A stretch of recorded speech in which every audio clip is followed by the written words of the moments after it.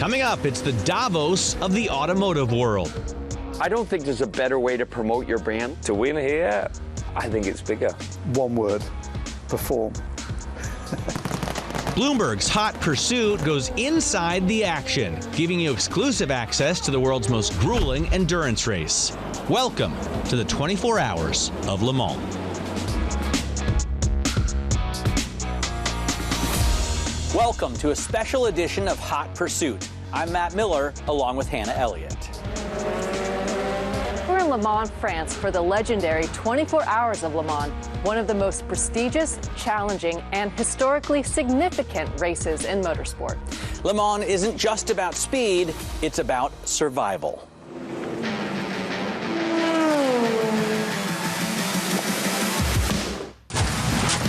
The 24 Hours of Le Mans is part of the Automotive Triple Crown, alongside the Monaco Grand Prix and the Indianapolis 500.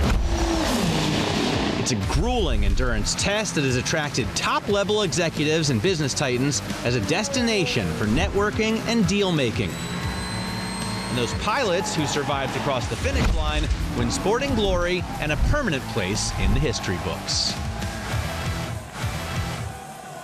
For over a century, Le Mans has been the ultimate proving ground for what cars and car companies are made of. We sat down with Ford CEO Jim Farley and Aston Martin CEO Adrian Hallmark to talk about the ROI of motorsport. For us, the biggest is off-road market. We have, almost 20% of a global profit coming from our enthusiast off-road products. And we race at Dakar, we race at Baja, we race at King of the Hammers. That's a big thing. I don't think there's a better way to promote your brand. Look what Ford winning in '66 at Le Mans did for Ford Motor Company. It made us a global company. We're an American company, but that moment changed us completely. And that's why we're going back in 27 to take on Ferrari and take on Porsche. We think we have the technology, also the tech transfer, software, battery tech, aerodynamics. It's different than the 70s, but the tech transfer over to our road cars is immediate. You'll see hundreds of Ford engineers here who will be working on Monday on our road cars. And it's really important tech transfer. But we do it, I think, as smart as we can. And maybe as a racer, I'm more sensitive about wasting money on racing. And we challenge ourselves to be really smart. I think we've done a great job with the off-road, the Raptors, the Tremors, all the Broncos. I think that's been, frankly, some of the smartest investment we had in racing. You say you're an American company. You've touted yourself as literally the most American car maker. 80% of the cars that you sell in America are made there. Donald Trump was saying maybe he's going to go after even higher auto tariffs. While you've said in the past that causes cost and chaos, does it also kind of help you because no one else makes as many cars as you do in America? Well, for Ford, this is a moment for us. We have employee pricing out there. We gained a couple points of share year over year. A lot of Americans are shopping Ford because now they're starting to think, hey, half the cars in the U.S. are imported. And if all the car companies were like Ford, there'd be 15 new factories in the U.S., 1 million new jobs. I think a lot of Americans are starting to pay attention to where these cars come from. And for us, yes, I think Donald Trump's policies, especially around the Asian countries where they've supported with subsidies, direct or indirect, for their automobile industry. This is a great thing. We have to sort out this Mexico-Canada thing because we need to keep the vehicles affordable in the U.S. And there's actually a lot of parts we can't even make in the U.S. And so we have to kind of sort out what role does Mexico and Canada have in our North America market from a supply chain and manufacturing, keep the vehicles affordable. And that's something that we're talking to the administration. We found the administration to be very positive to work with. They want to help companies like Ford that did the right thing for Americans, but we have more work to do. In terms of what the administration's been trying to do with China, are you satisfied with the rare earth minerals that you have access to? I know that you had to slow down production in the past. Have you been able to secure the amount of magnets that you need? It's day to day. It's day-to-day. These high-powered magnets, the raw materials for them only come from certain places in the world. They're all processed in China, and they go in your speakers and your auto system. They go in your motors for your wipers and your seats. They're all over our F-150, for example. We have applications in MOFCOM. They're getting approved one at a time. You know, we're educating the administration. We're educating the Chinese leadership about how important these jobs in the Midwest are that are dependent. We have had to shut down factories. It's hand to mouth right now. The electric business, though, I would imagine also is dependent on, in some sense, higher gas prices. It is. I drove your Lightning. It was fantastic. Spent a week in it. I've driven the Mach-E for a couple weeks, and one of the great pleasures is you don't ever have to go to a gas station, right? Yes. How are those businesses doing right now? Because you've taken such big losses there and maybe slowed down in terms of your progress into EVs. Yeah, we've really changed because we're thankful. We've been number 2 to Tesla for 3 years in the U.S. Because we spent our capital like 5-6 years ago, and all that product's been out for 4 years that you mentioned. So we've learned a ton. Now we've changed our capital allocation for EVs. We've reduced the spending, changed the battery chemistry a lot to focus on more profitability. We've gone down market and mostly in commercial. Those are the only markets where we think in the U.S., you know, an 8-7% of the industry is going to make sense for EV where you can actually make money. And the EPA requirements have a big impact on the EV investments by OEMs. During the last several years, you know, we had to kind of sell like 15 to 20% of our mix to be EVs, both for the ZEV states, California, Colorado, New York, but also, you know, to meet the national tailpipe emissions. And so what's happened, interestingly, the total number of EVs in the U.S. has grown, but the total revenue has not changed in 3 years because the prices have come down equal to the volume going up.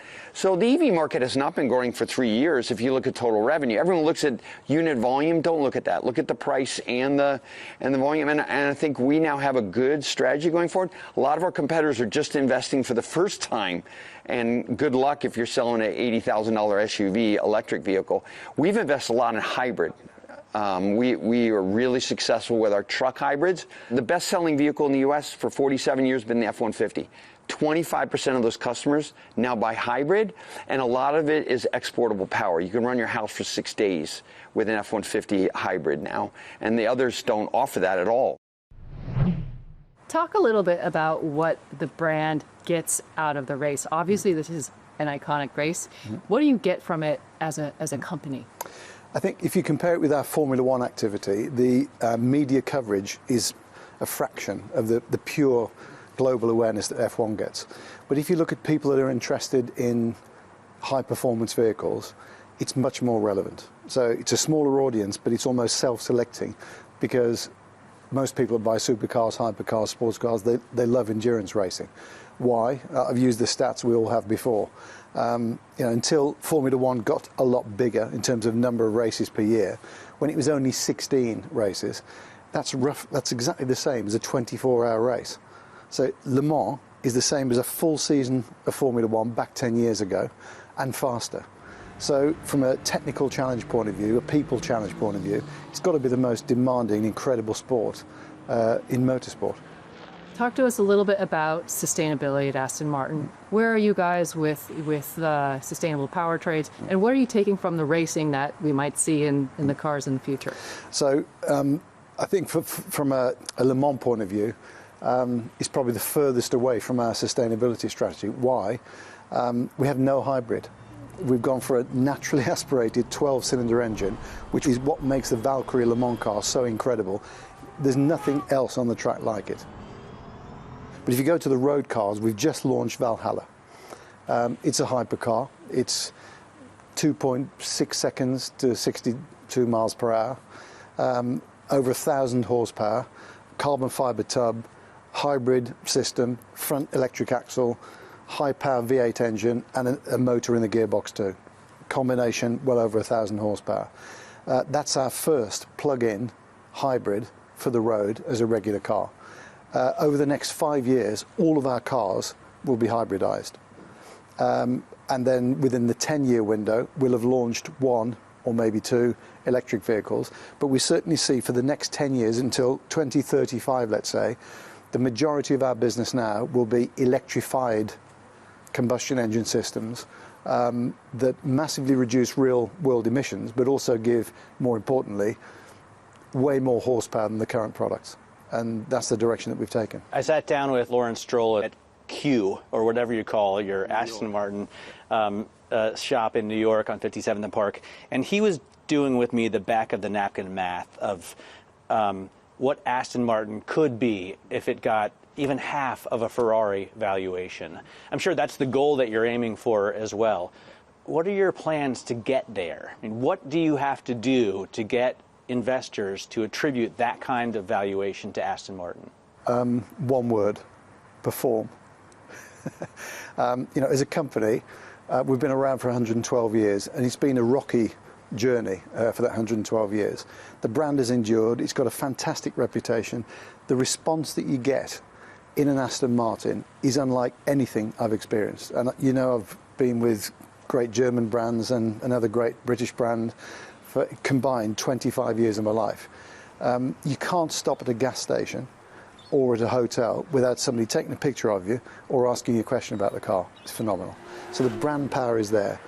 What we need is a consistent approach to product development, which under Lawrence and that new investment approach has begun. The first 5 years, if you look at what we've refreshed and what we've delivered, Vanquish has knocked it out the park. We're beating the Italian competitor in road test, hands down. That's never happened before.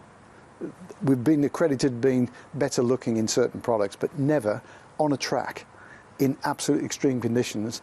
The Aston's the best. So we build cars that work, they look fantastic, but we've really got to now, with this transition between the current product range, the hybrid range and electric, we've got a whole strategy, which I can't talk about in detail today, which will rely on less volume growth, more quality of margin, quality of business, operational excellence, all the quite boring stuff that makes great companies even greater. We've all done it before, and that's what we intend to do here. So we've got the brand, we've got the performance, we've got the design. We've now got to make the business as beautiful as the cars. Up next, we'll go one-on-one with racers behind the wheel. Welcome back to a special edition of Hot Pursuit. I'm Hannah Elliott, along with Matt Miller. For racers, Le Mans is where legends are made. We caught up with Formula One world champion Jenson Button, as well as Michelle Gatting, a member of the Iron Dames all-female auto racing team. We talked about what makes this race so different than any other. Tell us a little bit about the difference between what it takes to be a great endurance driver versus F1 driver. I know it's a slightly different skill set. F1 driver, it's the most selfish role possible in sport. Say more. Because it's all about you. Wow.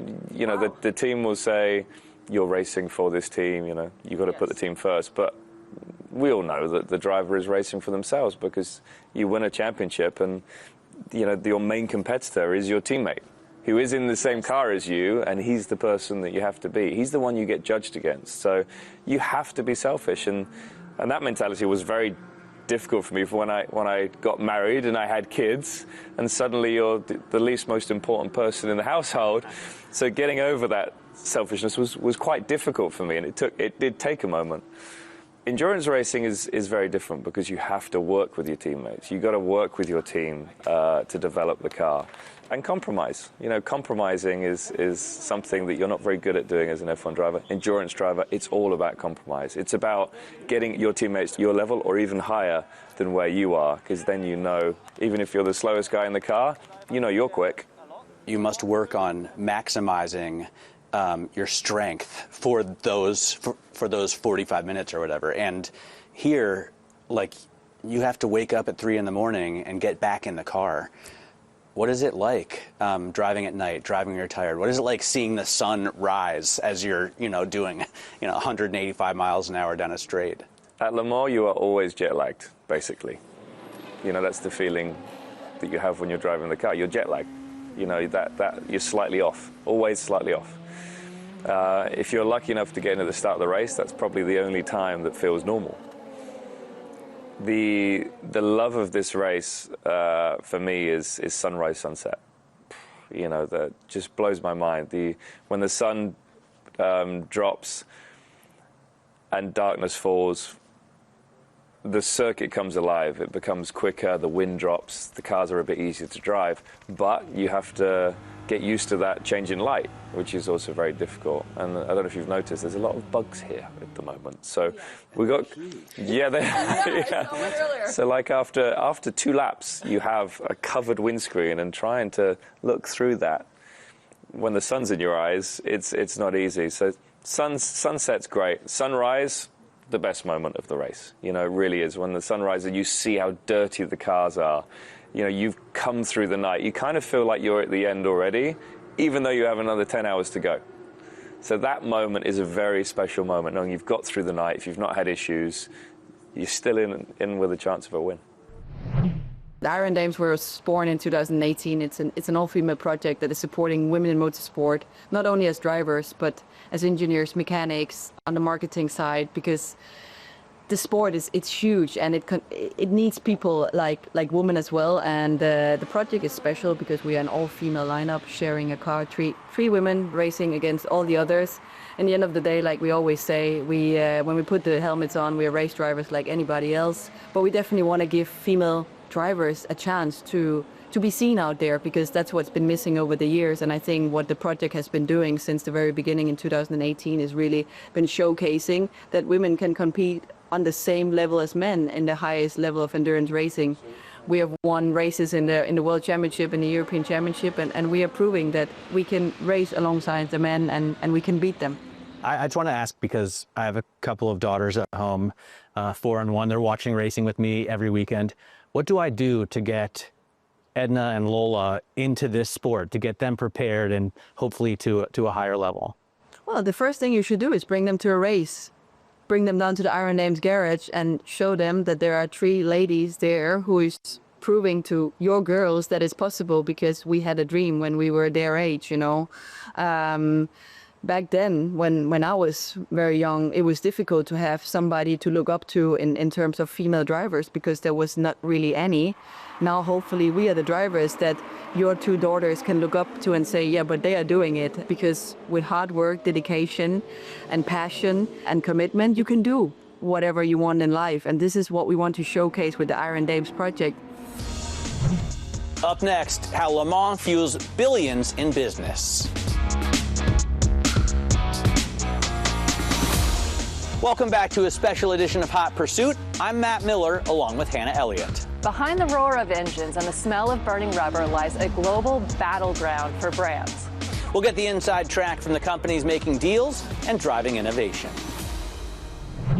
I wonder what you think of Le Mans as a gathering place for the industry. It seems like there's so many CEOs here. There's so much going on in terms of technology, in terms of engineering.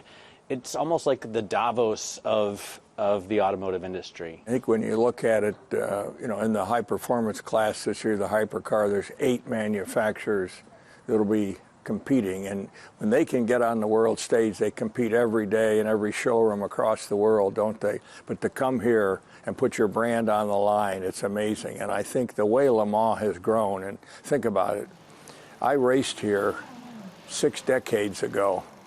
And I'll tell you a funny story. We were on the pole position that year. You know why? We had the car with the biggest motor. So things have changed, but it's an amazing place, iconic. The number of people that come here, and what I've been seeing here, obviously, so many young people. I mean, people want to come and camp and see the excitement. And, you know, with Ferrari here now and Porsche here, this has been a big sea change. When they came and the new rule package that was put together by the ACO has made a huge difference. And I understand that in the next couple of years there might be 3 or 4 or 5 more manufacturers. And, you know, this is a fair, equal playing field. Nothing to do with your stock price. It's a fair playing field in order to go forward and have a race and see who's the best. You know, Roger, I'm really curious. You mentioned that we're seeing some real momentum with the race and with the series. What do you credit that to? Is there one thing or one time that has really sort of pushed it up? Well, I think it's technology, and also the fact that you can come to a race, you can bring your camper. If you go to an NFL game, right, you can't bring your camper. Maybe you can, but you can stay here for days. And the length of the events. We had practice, we had qualifying, and then we have the race. So it's an event, and I think that the access to the drivers and people can walk through the pit area. I can't get in the locker room. You guys might be able to, but I can't get in the locker room at Giant Stadium, can I? But to me, I think it's just accessibility that's made such a difference. And the interest in cars and the excitement about cars today, and all these OEMs, you know, are so forward and wanting to have performance. They got to have quality and reliability, and this is a place to showcase it. I always ask the automaker CEOs, what's the return on investment of racing? But I think no one's in a better position to answer that than you are. How can you make racing, which is a sport, something you do for passion, for love, also pay off for profit? Well, I really got to go back to my early days in racing. And, you know, we have a company today with 74,000 people, $40 billion in revenues. And I can tell you the brand value that we got from racing every day, and more importantly, it's the partnerships that we made as a race team with the different OEMs. We've had partnerships with all the OEMs, you know, throughout the world, really, when I think about it. But that connection, you know, for us, it was massive from the standpoint of what we were able to do on the track. And, you know, we have almost 400 dealerships under PAG and New York Stock Exchange Company. And we're with all the brands. And I can tell you that this relationship on the track and in the showroom on Monday, it really works for us. And it's been key to build our brand, which I couldn't have done it any other way. Where do you see the opportunities for growth in the sport as we move forward? It's the growth is incredible. I mean, a few years ago, everybody was considering motor racing as non-politically correct or dead or whatsoever. It has never been that popular. We can see with the ticketing, we can see with the audience, and what is also very encouraging is that we see young generation coming, and they are very, very, very, I would say, younger and younger. In Le Mans, 400,000 tickets are sold in 2 days, and there are so many people in the waiting list that will not be able to attend for security reasons the meeting. It has never been that popular. It's incredible. And not only the Le Mans, but the World Championship itself. What are the cars that really inspire you? I mean, your watches are very unique. Everybody in America lately has gotten to look at them, even people who don't know a lot about watches, because John Hamm steals one in this show, Your Friends and Neighbors. Which cars do you look at, or which engines do you look at, or what mechanics do you look at that inspire your designs? Everything is a source of inspiration. When you see, for example, the fantastic hypercars we have here on the grid, everything is of interest, and you have so many different shapes, different mechanic approach. You have Aston Martin with the V12 engine, you have the turbos, and aesthetically they're so different. And this is exactly what we wanted to do for the World Championship, because you know, I have also my hat of the Endurance Commission chairman, and we wanted to develop a championship that will be, I would say, very sexy, with a lot of cars, very different shapes, a lot of creativity, and it's the same creativity that you can find also in the watch business. That's it for this edition of Hot Pursuit. Thanks for joining us. Tune in to see more of Hannah and me on our Hot Pursuit podcast, wherever you get your podcasts. This is Bloomberg.